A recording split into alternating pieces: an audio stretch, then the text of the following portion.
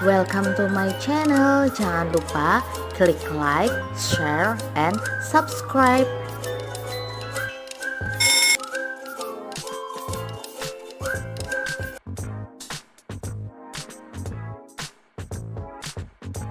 Sebagai kepala sekolah, tentunya Bapak sudah banyak menghadapi dilema etika pada saat pengambilan keputusan. Ya.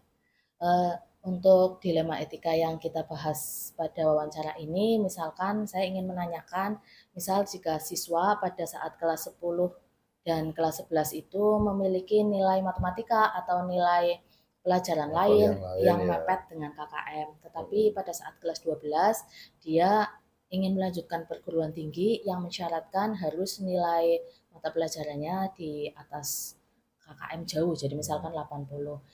Kemudian anak tersebut ingin meminta kepada kepala sekolah untuk mengubah nilai yang ada di rapot karena ini menyangkut masa depan dia pada saat masuk universitas. Menurut Bapak bagaimana Pak cara memutuskannya? Ya. Yang jelas bahwa kemungkinan seperti itu bisa saja terjadi, dan biasanya karena memang faktor tidak disadari dari awal bahwa belajar itu sangat penting. Menurut saya belajar itu memang harus dilakukan setiap hari. Jadi ibaratnya tidak bisa kita untuk mencapai sesuatu itu hanya bisa diselesaikan dalam satu hari kayak dalang gitu. Kalau dalang memang kerjanya satu hari selesai, semalam selesai, tapi kalau belajar nggak bisa. Makanya belajar itu harus rutin setiap hari, sama seperti makan.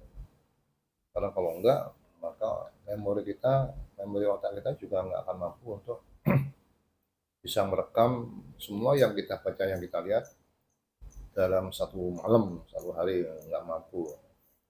Tetap harus dibuat bertahap. Berkaitan dengan pertanyaan jenengan,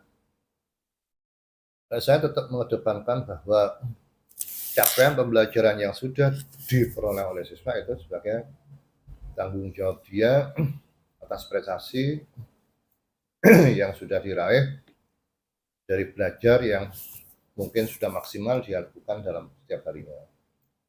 Nah, ketika memang nilainya segitu, menurut saya ya segitu, sebagai konsekuensi logis dari tanggung jawab dia atas upaya dia dari belajar semalam, 2 malam, 3 malam, berdasarkan kemampuannya. Tapi bukan berarti siswa yang tidak mampu tidak bisa meraih nilai yang tinggi. Menurut saya bisa, walaupun dia tergolong tidak mampu, dengan catatan dia harus rajin. Nah, pengertian rajin itu rutin. Tidak ibaratnya kalau misalkan puasa 3 hari, nanti hari yang keempat itu akan menghabiskan semua nasi yang tidak dimakan 3 hari, nggak mungkin habis. Karena kemampuan manusia makan paling ya hanya 1 piring. Jadi bukan berarti kalau misalkan 3 hari dihitung masing-masing 1 hari 3 piring menjadi 9 piring akan dihabiskan hari yang keempat, nggak mungkin.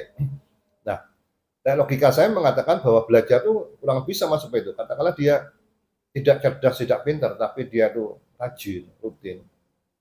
Itu insya Allah dia akan bisa. Karena sebetulnya itu juga terjadi dengan saya. Saya nggak pintar-pintar amat menurut saya. Tapi selama ini yang saya lakukan, saya itu rajin, rutin menurut saya. Bahkan saking rutinnya, apa yang saya baca tuh sampai saya hafal halamannya. Ketika saya menjadi murid kayak gitu saya. Jadi termasuk pintar dong Pak kalau Ya, membaca bisa. ya saya nggak tahu. Tapi kalau menurut saya bukan orang yang pintar ya hanya karena karena saya faktor dan saya merasa tidak mampu menjadi siswa yang berprestasi saat itu, makanya saya harus rutin belajar. Makanya saya katakan sampai halamannya pun saya hafal bahwa yang saya baca itu ada di halaman berapa. Nah, itu mestinya yang harus dilakukan oleh siswa-siswa sebelum terjadi sesuatu yang nanti akan membuat bingung semua pihak, bukan hanya dia. Pihak sekolah kalaupun ditanya mungkin juga akan berpikir lebih jauh, walaupun sebenarnya kalau saya pribadi berbicara hal ini sebagai sebuah dilematis, saya tidak akan pernah merubah capaian yang pernah diraih oleh siswa dalam bentuk nilai dari semester-semester sebelumnya hanya untuk kepentingan sesaat, apalagi hanya untuk alasan instan melanjutkan ke perguruan tinggi. itu risiko bagi dia. Artinya juga saya ingin memberikan pelajaran kepada dia bahwa hidup itu harus dirilis dari awal, dirintis dari awal, direncanakan sebaik-baiknya agar tidak ada penyesalan di kemudian hari karena tidak ada perencanaan dan tidak ada kegiatan yang memang bersifat rutinitas untuk kemajuan dia. Jadi menjawab pertanyaan Mbak Saras, saya tidak akan pernah memberikan kesempatan dan tidak akan pernah membantu dia untuk merubah nilai, Ya.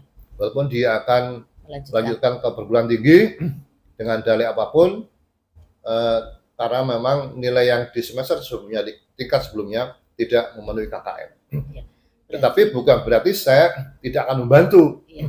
Saya akan tetap akan membantu kepada yang bersangkutan bahwa melanjutkan ke perguruan tinggi itu tidak harus ke perguruan tinggi A yang memang mensyaratkan seperti itu. Sementara kondisi realnya bahwa nilai yang dicapai seperti itu juga nggak bisa dirubah. Sehingga saya tetap saya berikan solusi, akan saya bantu. Silakan tetap kuliah, tetapi tidak harus di perguruan tinggi tersebut.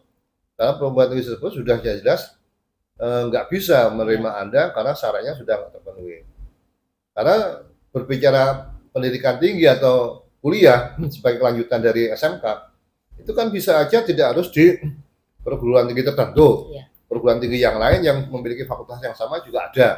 Nah, saya yakin itu masih bisa ditempuh atau digunakan untuk melanjutkan pendidikan ke jenjang lebih tinggi dengan nilai yang sudah dicapai diraih di semester-semester sebelumnya.